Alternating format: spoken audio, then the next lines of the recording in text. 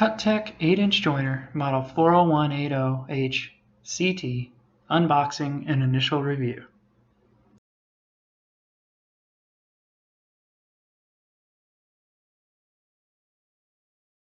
Being my first YouTube video, of course I have to make a mistake, and for some reason I cut out the actual opening of the box and pulling out the jointer in the beginning, so I'm going to throw a little video of us talking about how we're going to do it and then show you absolutely nothing of the very beginning. Sorry about that, but you're going to get the good stuff right after this.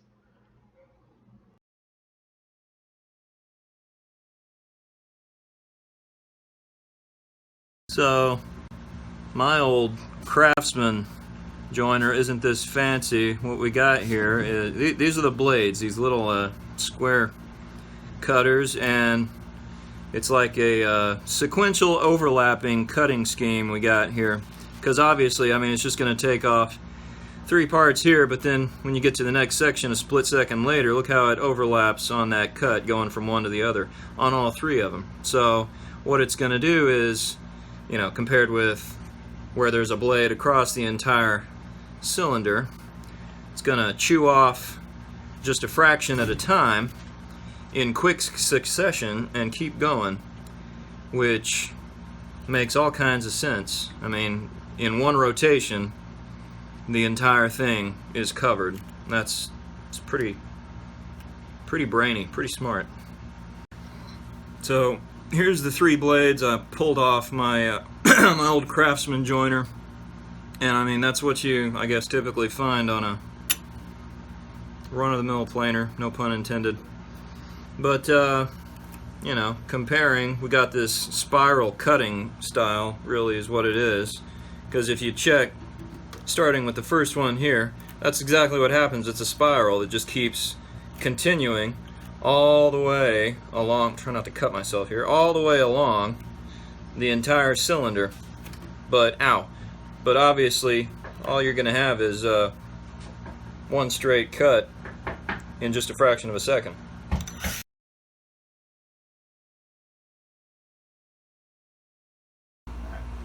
Alright, remaining in the box, hidden down at the bottom, look at this. Came with its own push blocks, 2 of them. Well, now we know they care about your fingers, which incidentally, we found out the blades are very sharp. I cut my finger while I was rotating the drum, so yeah, those are sharp little frickin' spiral cut blades. Okay, down here in the corner, looks like an adapter for the dust port. Looks like the dust port by default is 4 inches, and this adapter is going to make it 2.5. Is that what we figured? 2.5. So there we go. That's good. Fits. That's good. Good to know.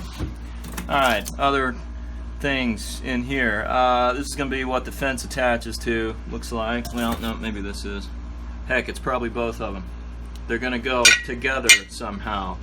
They're going to go up here. Let's try to figure out. Okay, thinking. Alright, so here's in the accessory box, or the accessory plastic. Let's check out what comes in there. So this is the safety button for the on-off. It will, you pull that out, it cannot start. Got a Torx head, driver, and then let's check out what's in this plastic within the plastic. Got a handle. I'm sure this goes to the fence. Some screws and nuts. Probably goes to the fence too. A washer and 2 Allen keys. So this is what all comes inside the plastic accessories box.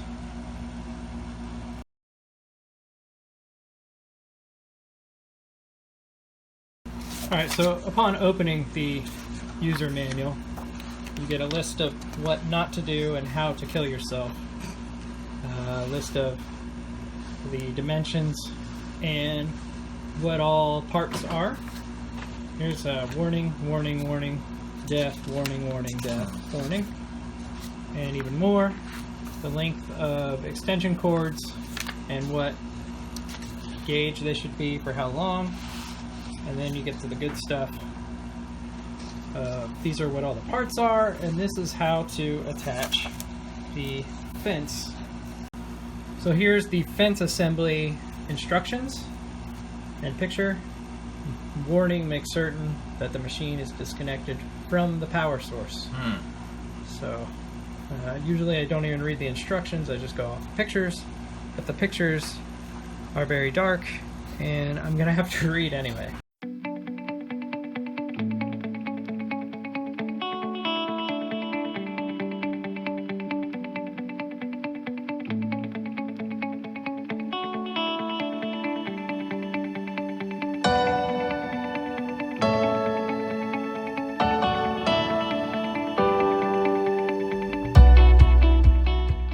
So here's the fence assembled.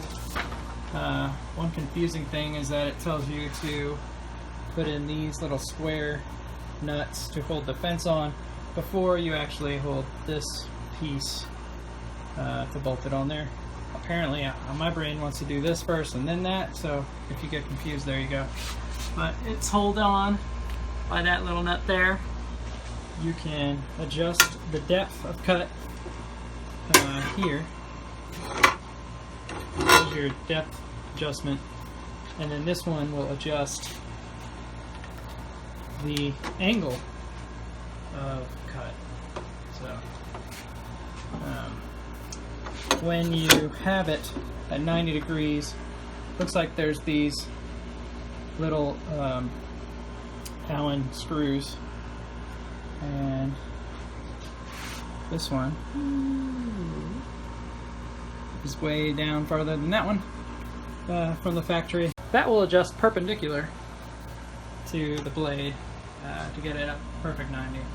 So you have a left and a right screw, and the left one, well, as you're looking at it from the back, that is the screw that adjusts the 90 parallel angle from table to fence. So this one you're going to adjust that. The other screw, that's going to adjust the stop, as you can see, to that piece of metal for the 135 angle. 135 degrees. 135 degree angle. So dialing in those two is the first step. So the assembly instructions show this locking knob and how to assemble it, but mine came installed from the factory. Switch assembly, that white little piece I was talking about, that fits in upside down to the switch. If you pull that out, the machine cannot start, so it's a safety. If you push it in, now when you flick it up and it's plugged in, it will start. So the 8-inch version comes with the outfeed and infeed extensions, these rubber bars, metal bars. So they have these knobs on the bottom on both sides. You loosen and tighten. So you loosen it up and you pull out. The first time we pulled it out, I felt like we were going to break it. It was just tight. So that'll allow you a better depth of cut. And then once you are done pulling it out and you're ready to cut, you twist it up to locking position and you're set. And then It is not moving at full extension. yeah, it is very solid. Yep. It's not bendy or drooping like some things could be.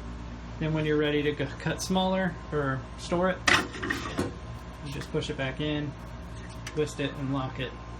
And both sides have that extension, so you can get the maximum cut length, 51 inches.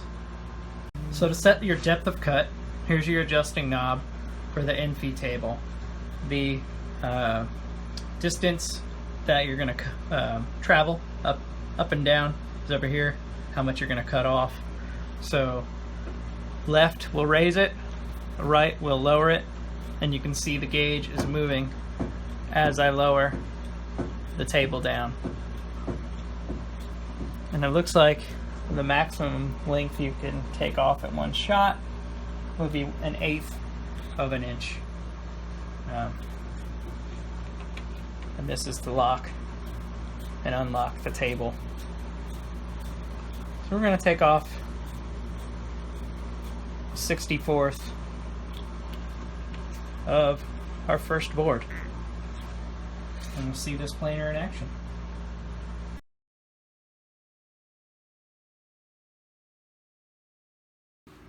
Alright, so the inaugural test run, let's see what happens.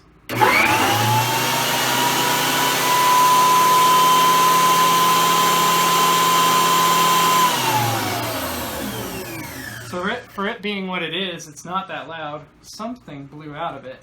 Maybe some packaging? I think it was just styrofoam. Styrofoam peanuts blew out of it. But I did clamp it to the table because it was moving just a little bit when I was just setting it on here. But initial turning on test, pretty quiet. I didn't see any vibration. And we're going to proceed with cutting a piece. This is the first cut test on the Cutech 8-inch jointer.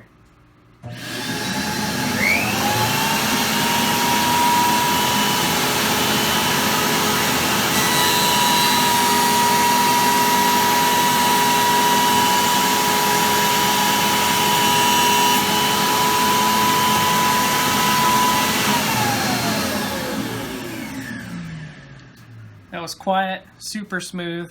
Wow, and the cut feels like a 2200 grit sand.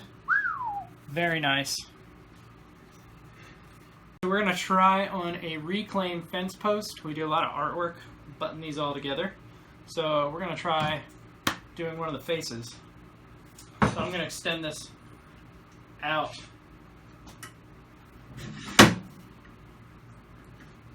On both sides.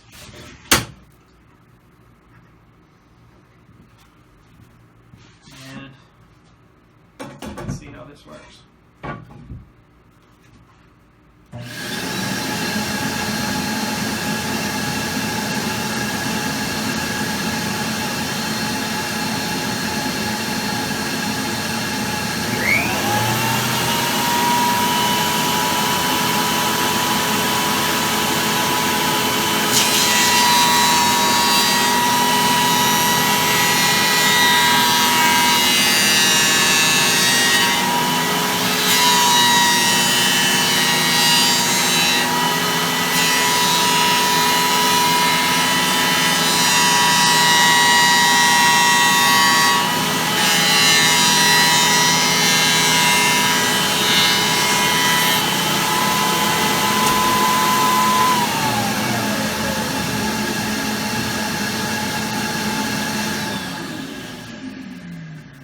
So we're doing a 30-second.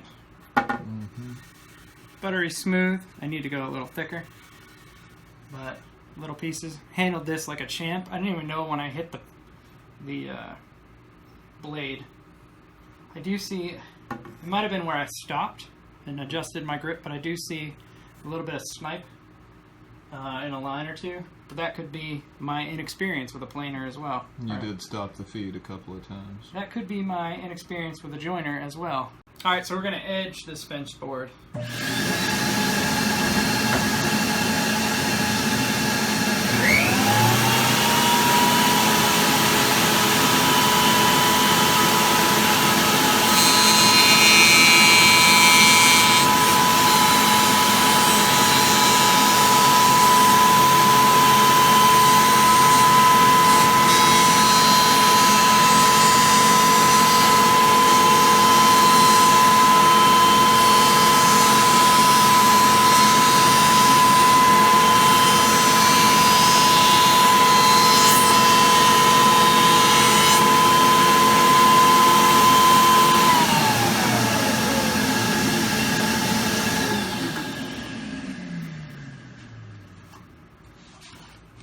Take a look at how that came out.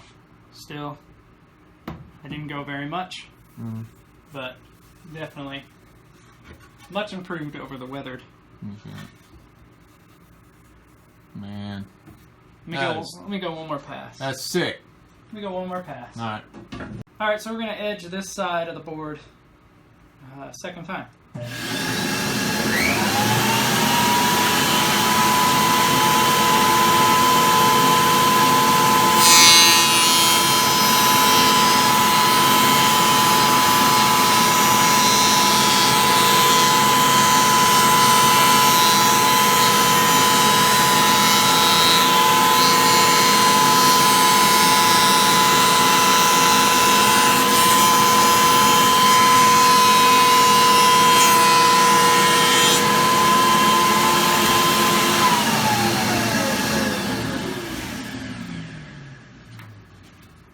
pass took off another 30 seconds. Oh, it's beautiful. Beautiful, buttery smooth, looks good, no snipe. Perfect. Alright, so we're going to try a 45-degree bevel on the joiner.